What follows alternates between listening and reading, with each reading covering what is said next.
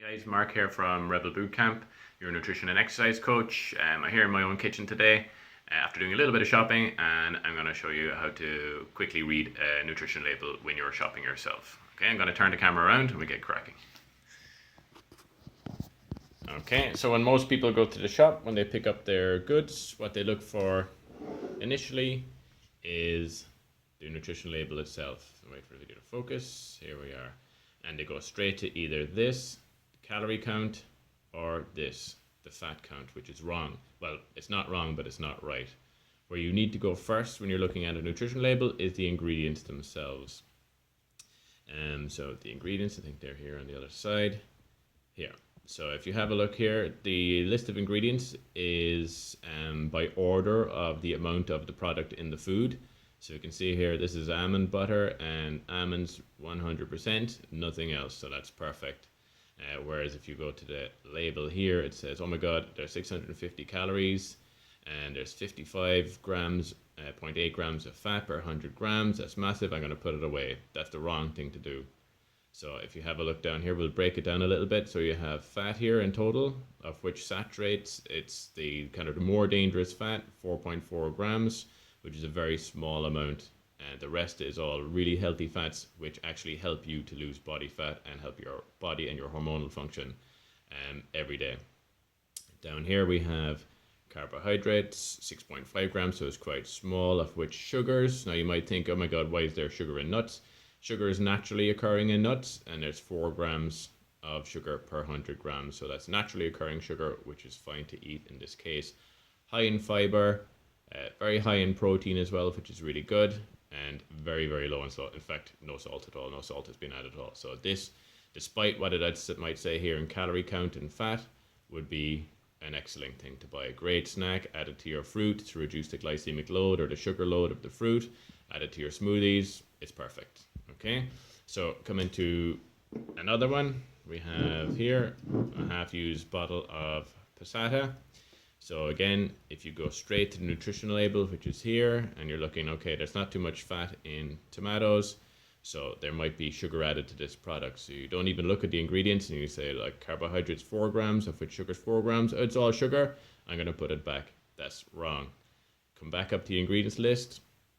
Tomatoes, 99% salt, and there's acidity regulator just to keep it preserved, which is citric acid, which is fine in the bottle itself. So the sugar that's occurring in the tomatoes is naturally occurring, so it's good to eat in this case. There are certain vegetables and fruits that would be very high in sugar, which would be eaten in moderation, really. Okay, fat content is negligible, very low calories, kind of low to moderate fiber, low to moderate protein as well. So if you're for a sauce out of a jar, this is perfect. Just add a few herbs in, some garlic, and you have an Italian sauce there straight away. Absolutely perfect.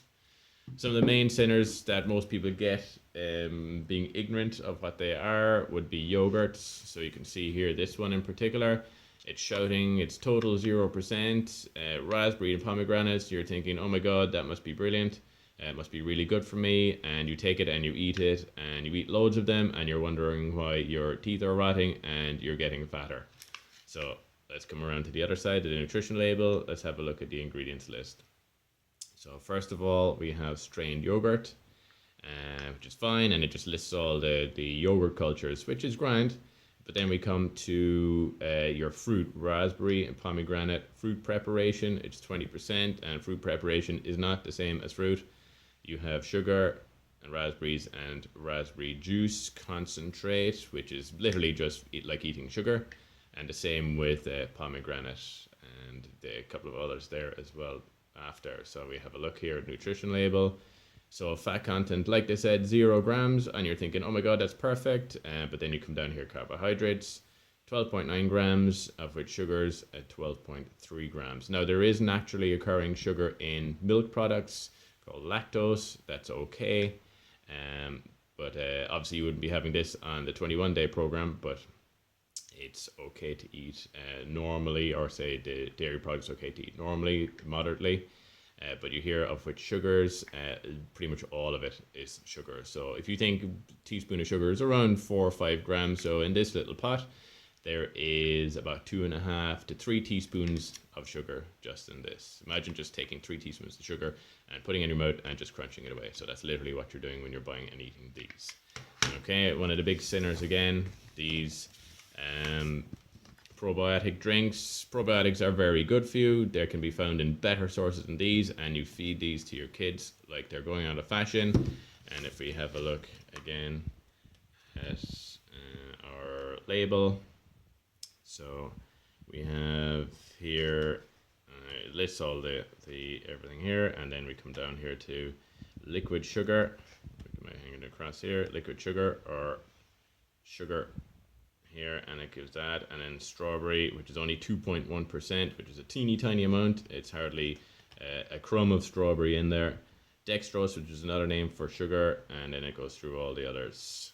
And again, per 100 grams, how much is in one? I think it's maybe 100 mils per little shot.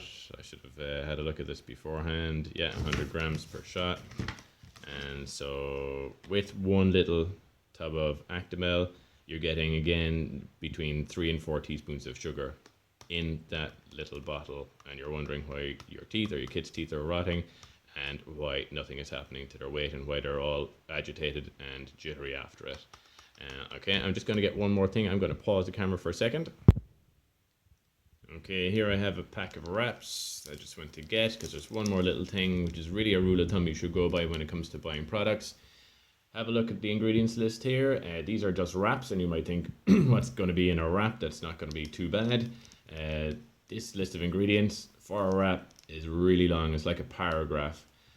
A lot of this stuff you mightn't be able to pronounce. Some of it is okay, but if there's a lot of here that you can't pronounce or don't even know what they're named, preservatives, treatment agents, emulsifiers, and so on. Sugar in here as well, believe it or not. Just put it back. If you don't know, if you don't understand what the ingredients are in it, just put it back, because they haven't grown, or they haven't walked, they haven't swam. So just put it back. And here you can see just on the nutrition label, it's all quick release carbohydrates, which wouldn't be brilliant. So to sum up, the best form of food you could buy is in its whole form, which is like this. Let's see what it is. 100% sweet potato. So perfect. The fresher you can get, the better. Look for the ingredients, short ingredients list, stuff that you can pronounce, stuff that you know what it means, and just be informed when looking at nutrition labels. The product producers will jump up and down telling you it's fat-free and so on, no added sugar, and you'll be looking out then for artificial sweeteners, and they'll be in long chemical names. So put them back. Okay, I hope this has been of some help. If you have any questions, just comment below, and I'll talk to you soon. Bye.